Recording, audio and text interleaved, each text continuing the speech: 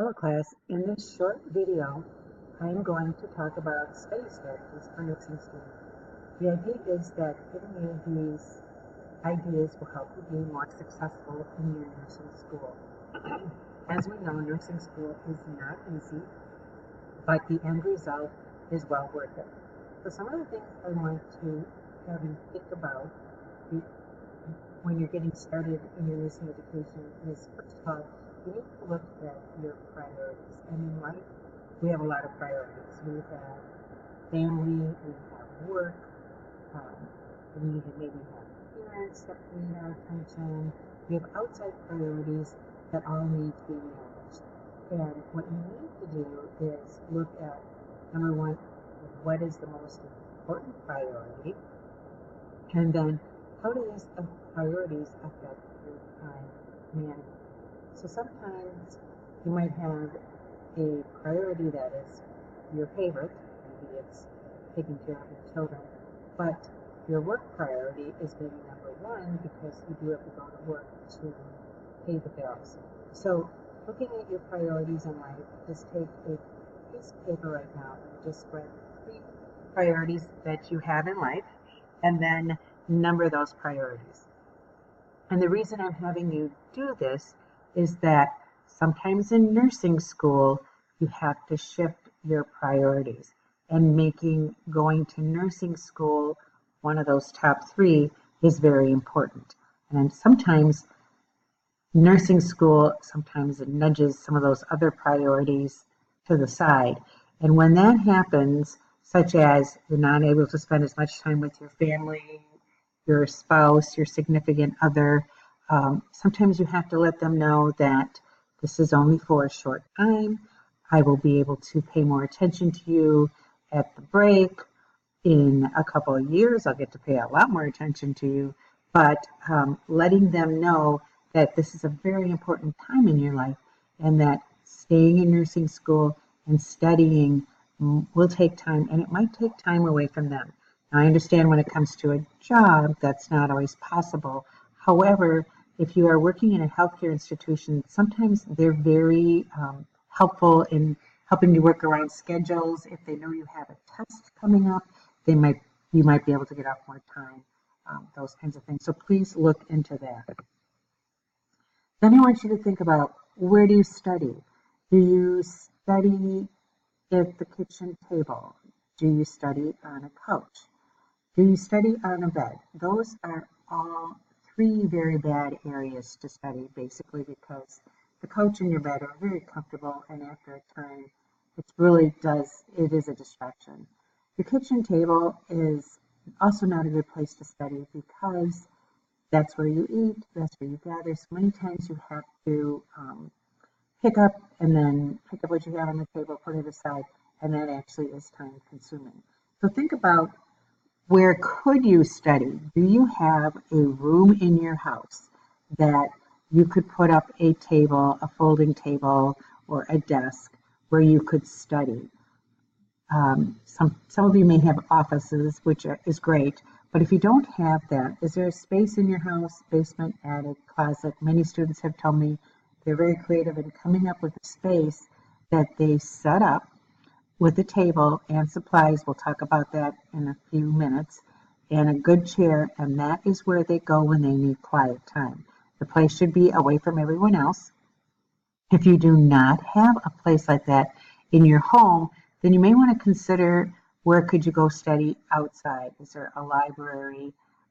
Starbucks is not usually a good place to go because there's a lot of activity, but is there another area or place in your town or neighborhood that would be suitable for a quiet study area? One of the assignments this module is to make a time management sheet. And the reason we have you do that is we want you to look at, where is your time being used up? Put in your work, put in your responsibilities to family, friends, whatever you have to do. Put in your sleeping time, because you do have to sleep. 7 hours is a good amount of sleep, is what is considered a good night's sleep, and that you will function better. And then in a different color, I usually suggest in that calendar that you color code everything. So red could be work and blue could be family time. And then your study time could be green. And when you schedule in your study time, that's like an appointment. It's an appointment with yourself so that you can meet that requirement. So when you say you're studying from 4 to 6 every day, make sure that you do it. If you don't fill in that time with your studying, then you need to reschedule and schedule another study time. So never give up those times. And if it's necessary, hire babysitters or ask family, friends to help you with your children so that you have complete quiet when you're using that study time. It's much better to have 1 hour of quality study time than 4 hours of interrupted study time. So once you've decided where you're going to study, what I want you to do is, if you're planning on studying in your home, you would set up a table or a desk and put all your supplies on it. So in that desk or on that desk, you would want to make sure that you have the books for your courses. You would want to have paper and pens, maybe Post-it notes, anything that you think you're going to need for studying. So if you're studying for pharmacology, you might want to have your book, obviously your computer. You might want to have extra study guides, extra maybe drug books that you found that are helpful in addition to your text. You want everything there. And you also want to put snacks on your study table because you do not want any excuse for getting up to go get a cup of coffee or a glass of water.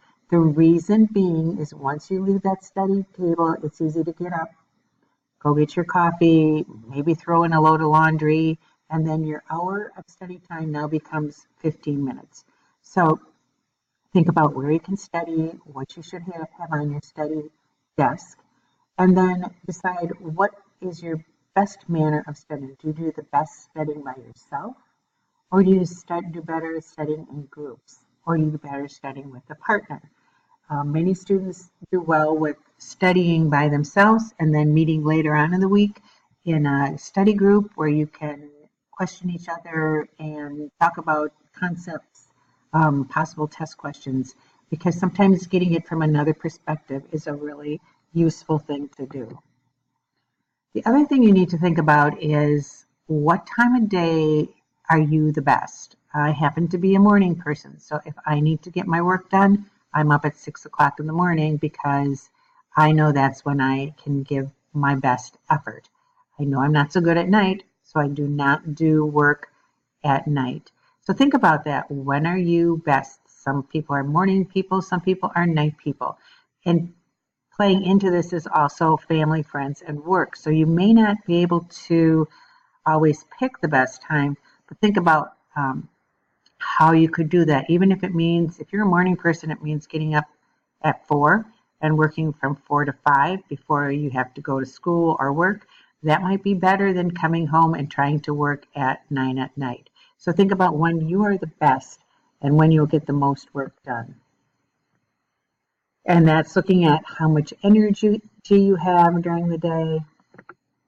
And then again, where you're going to set aside your study area. And then when you do study, how are you going to do it best? Do you take notes when you study? Are you an audio learner so that you listen to your lectures and you do better doing that? Do you do concept mapping? It's drawing maps when you're taking notes, listening to PowerPoints, listening to tapes. What works best for you to get the most, as I would say, bang for your buck in how you're going to study? What I say is, if it's working, stick with it. If you're struggling with test taking or meeting deadlines, then you need to rethink how you're going to go about studying. This is getting back a little bit to study groups. If you do use a study group, make sure they're organized, make sure they're not for social, that there is a group leader, you have rules, that everybody comes with an assignment, and that if you have someone who's not complying, that they are politely asked to leave because you want to be focused. Everyone is running short of time in nursing school, so you really need to have a focused study group. Study groups between 4 and 6 are usually a good size, because that way everybody has an opportunity to talk without it getting too out of hand. Another way to study is choosing a partner who has no medical knowledge. And the reason that is good is because that person may ask you questions and you might have to describe, what does having your gallbladder removed mean? And then when you help show them and use pictures, that is a good way to strengthen your knowledge. And many times they ask you questions and help you dig deeper. Also, choosing a partner who has knowledge can also help with adding to your thought process. So, nursing school is hard. There's going to be ups and downs. What you need to do is have faith in yourself and your ability. Make sure you have a good support system, someone who can be your best cheerleader, could be a friend, could be a family member, but someone that you can talk to that keeps you going. Take care of your mind and body. That means you need good sleep, eat well, and maintain very positive. Research has shown that maintaining a positive attitude in nursing school is successful and helps also with test taking. Remember that you are the one that needs to accept responsibility for your learning. So make sure that when you enter a new class, you look at all what's expected, put that on your calendar for the rest of the 9 or 7 weeks. Remember that participating in learning is an active process, so be actively involved on the discussion board, in class, answer questions, take charge of what you want to learn from your classes. And again, we talked about maintaining yourself, which is very important, and establishing a routine, which is what we want you to do when you make that calendar. You want to set long and short-term goals. I'm going to get through these quizzes. My long-term goal is obviously my RN.